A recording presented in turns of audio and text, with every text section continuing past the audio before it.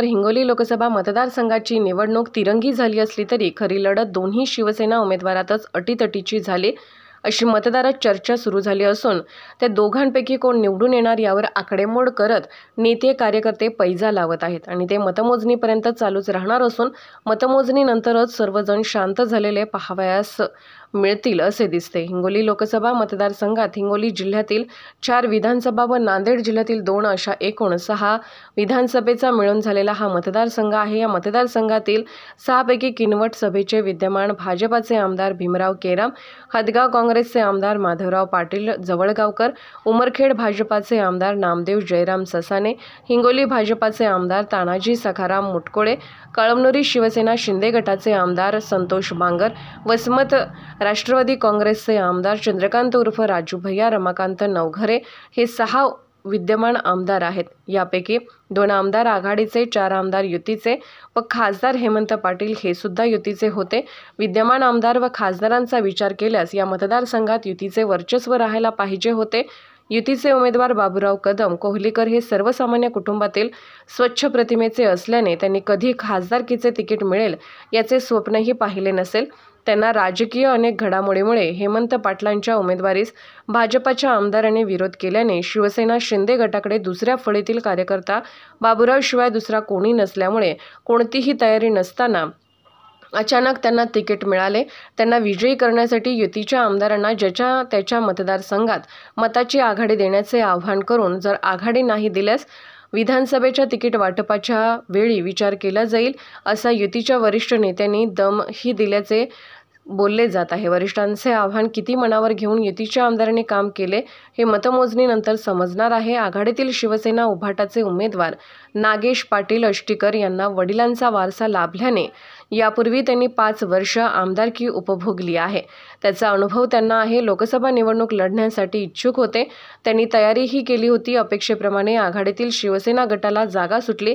त्यांच्यासारखा तगडा अनुभवी उमेदवार दुसरा कोणी नव्हता म्हणून त्यांना हिंगोली लोकसभेचे तिकीट देण्यात आले। त्यांच्याकडे आघाडीतील काँग्रेस पक्षाचे हदगावचे आमदार माधवराव पाटील जवळगावकर व वसमतचे राष्ट्रवादी काँग्रेसचे आमदार चंद्रकांत नवघरे हे 2 विद्यमान आमदार व इतर 3 विधानसभा मतदारसंघातील आघाडी नेते पदाधिकारी कार्यकर्ते अष्टीकर सोबत होते। मराठा समाज विद्यमान सरकार व देवेंद्र फडणवीस यांच्या विरुद्ध असल्याने त्याचा फायदा अष्टीकरला झाला असल्याची चर्चा आहे।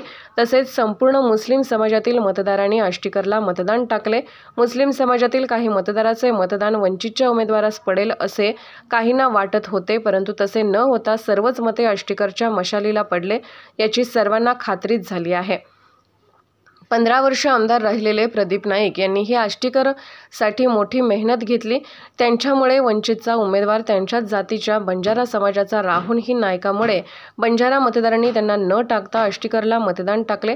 शेतकऱ्याच्या सोयाबीन व कापसाला भाव नसल्याने सरकारवरती नाराज असलेल्या शेतकऱ्यांनीही आष्टीकरला मतदान केल्याची चर्चा चालू आहे। आदिवासी, मराठा, बंजारा, SC समाजाची मते तसे वंचित पक्षाची समजली जातात, परंतु यावेळेस सुशिक्षित मतदारांनी भाजपला रोखण्यासाठी वंचितला न टाकता यावेळेस आष्टीकरला मते टाकली असा दावा आष्टीकरचे नेते कार्यकर्त्यांकडून केला जात आहे व इतर समाजातूनही बऱ्यापैकी मते पडल्याचा दावा करत त्याचे नेते, पदाधिकारी, कार्यकर्ते, मतदारही आष्टीकरच 100% निवडून येणार म्हणून पैजा लावत आहेत। डॉक्टर BD चव्हाण यांना हिंगोली मतदारसंघातील एकूण बंजारा समाजाच्या मताचा विचार करून वंचित बहुजन पक्षाने तिकीट दिले। त्यांना तिकीट मिळताच सुरुवातीला तिरंगी लढत होईल अशी चर्चा होती, कारण हिंगोली मतदारसंघात बंजारा समाज मोठ्या प्रमाणात आहे। बंजारा समाजाची 50% मताची अपेक्षा होती आणि SCचे 100% मतदान होईल। मुस्लिम समाजाचे 50% व इतर OBC समाजातील मतदार हे मराठा उमेदवारांना विरोध करून वंचितला मतदान करतील आणि आपला उमेदवार निवडून येईल अशी अपेक्षा वंचितचे नेते, पदाधिकारी करत होते, परंतु जशी निवडणूक जवळ येऊ लागली तशी मुस्लिमची काही मते व SC समाजाचे 100% मतदान पडणार नाही याची खात्री झाल्याने तेवढ्या खात्रीने आमचा उमेदवार निवडून येईल हे सांगण्यास कचरत आहेत।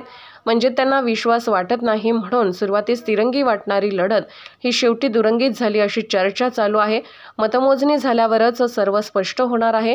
किनवट विधानसभा मतदारसंघाचा विचार केल्यास या मतदारसंघात एकूण 26,91,026 मतदार असून त्यापैकी पुरुष 13,85,036, स्त्री 13,05,078 इतर 12 मतदार आहेत. मतदान दिनांक 26 एप्रिल रोजी एकूण पुरुष मतदानापैकी 93,655 स्त्री, 83,701 इतर 2 असे एकूण 65.86% मतदान झाले.